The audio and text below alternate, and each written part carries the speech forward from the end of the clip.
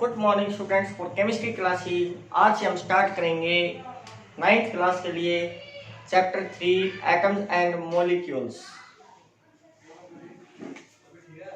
इसमें देखिए आप क्या क्या पढ़ोगे। दो लॉ आएंगे, law of conservation of mass and law of constant proportion. उसके बाद आएगी डाल्टन एटॉमिक थ्योरी, फिर केमिकल फॉर्मूले कैसे बनाए जाते हैं। उससे पहले आपको उनकी वैलेंसी का पता होना चाहिए। तो ये सब चीजें मैं आपको चैप्टर 3 में बताऊंगा, एटम एंड मॉलिक्यूल्स के बारे में। तो बच्चों उससे पहले आपको एटम का पता होना चाहिए, एटम क्या होता है, मॉलिक्यूल्स क्या होता है। तो सबसे पहले एटम एंड मॉलिक्यूल्स के बारे में देखिए। एटम क्या होता है? It is the smallest particle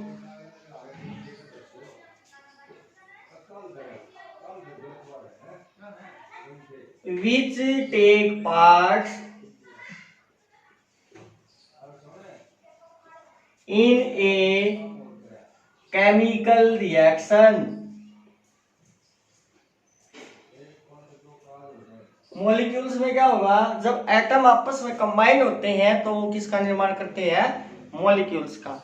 अब ये जो है आप पढ़ चुके हो फर्स्ट सेकंड चैप्टर में एटम मॉलिक्यूल्स क्या होते हैं, लेकिन इसमें डिफरेंस क्या होता है ये मैं आपको बताऊंगा। जैसे आपने ले लिया भाई ओ, ये क्या है? ऑक्सीजन का सिंबल होता है। फिर उसके बाद ले लिया O2 और उसके बाद ले लिया O3। अब तीनों में डिफरेंस क्या है ये देखिए। जो फर्स्ट वाला है क्या है? एक single atom. Single atom, single atom जो होता है उसको आप ऐसे लिख सकते हो, वन एटम ऑफ ऑक्सीजन। अगर कोई भी सिंगल एलिमेंट आ जाता है तो वो क्या होता है? एटम होता है। सेकंड ये भाई वन मॉलिक्यूल। अब ये देखो मॉलिक्यूल बन गया। इसमें क्या था? एक सिंगल एलिमेंट था ऑक्सीजन का। अब इसमें क्या है? दो ऑक्सीजन आपस में कंबाइंड हो गई तो उन्होंने क्या कर दिया? मॉलिक्यूल की फॉर्मेशन कर दी। तो इसको लिखे वन मॉलिक्यूल ऑफ ऑक्सीजन। तो थर्ड देखिए इसमें कितने ऑक्सीजन आ गए भाई? 3। तो इसको कैसे लिखोगे? One molecule of ozone. Ozone layer होती है, इसका फॉर्मूला क्या होता है? O3।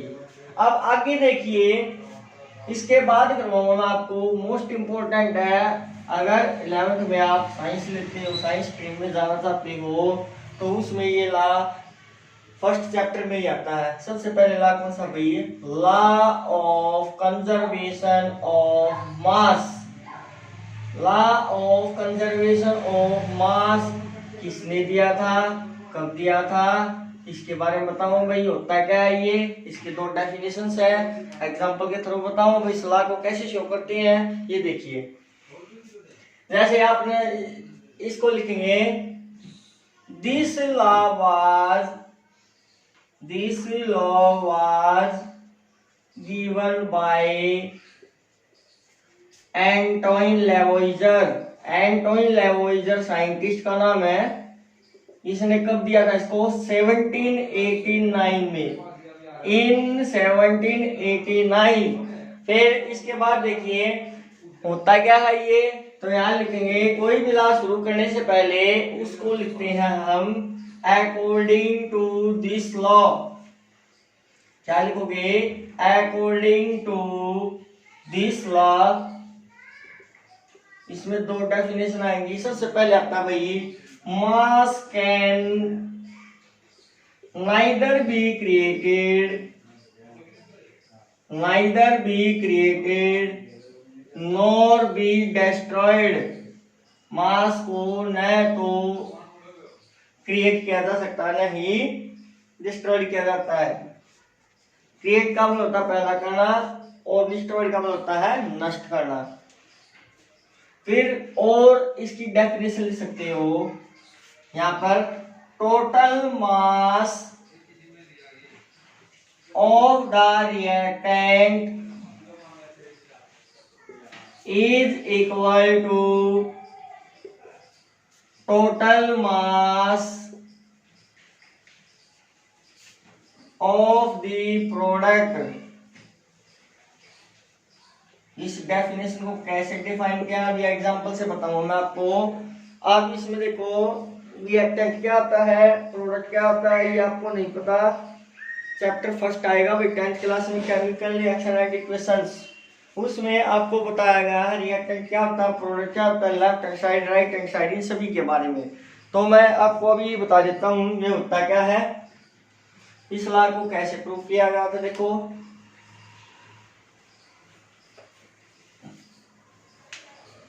ये देखिए, जैसे एग्जांपल के तौर पे आपने ले लिया भाई CH4 गैस, अगर ब्रैकेट में G लिखता हूं इसका मतलब होता है भाई गैस का सिंबल होता है, CH4 होती है मीथेन गैस।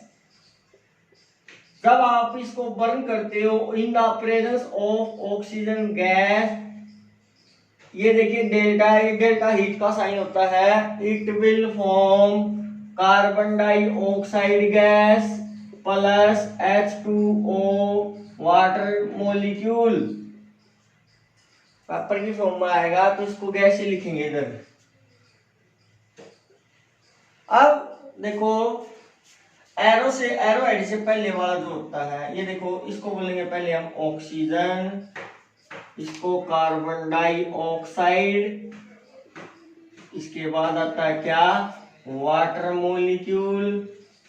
एरो से, एरो हेड से पहले वाला जो है वही उसको बोलेंगे हम लेफ्ट हैंड साइड, और जो एरो के बाद वाला उसको बोलेंगे राइट हैंड साइड। फिर देखिए लेफ्ट हैंड साइड वाले को क्या बोलोगे आप, रिएक्टेंट, और राइट हैंड साइड वाले को क्या बोलोगे, प्रोडक्ट। अब आपको रिएक्टेंट प्रोडक्ट का पता लग गया भाई। अब ये लास्ट शो कैसे करना है, ये देखो जो लेफ्ट हैंड साइड है उसमें नंबर ऑफ एटम देखते हैं, कार्बन कितने हैं भाई 1, हाइड्रोजन कितने हैं 4, ऑक्सीजन कितने हैं 2। और राइट हैंड साइड प्रोडक्ट में देखिए कार्बन कितना है 1 बराबर है, ऑक्सीजन कितने 2 और 1 3, ऑक्सीजन 3 है लेकिन यहाँ कितने हैं 2, हाइड्रोजन कितने हैं 2 लेकिन इधर कितने हैं 4।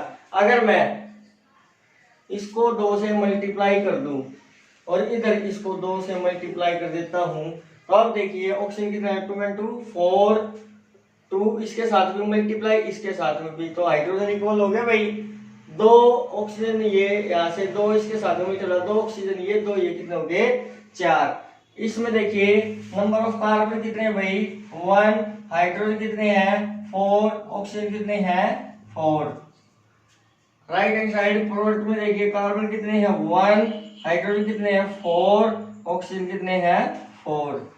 अब दोनों तरफ देखो, जो लेफ्ट हैंड साइड और जो राइट हैंड साइड है, रिएक्टेंट और प्रोडक्ट है, उनमें इक्वल नंबर ऑफ एटम है या नहीं।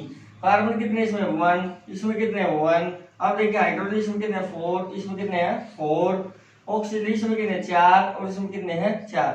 दोनों तरफ क्या है, एक नंबर ऑफ एटम क्या है इक्वल है, यानी कि left hand side is equal to right hand side. Total mass of the reactant is equal to total mass of the product. अगर ये दोनों इक्वल आ रहे हैं तो ये जो एग्जांपल है क्या करेगा, law of conservation of mass को शो करता है। Thank you.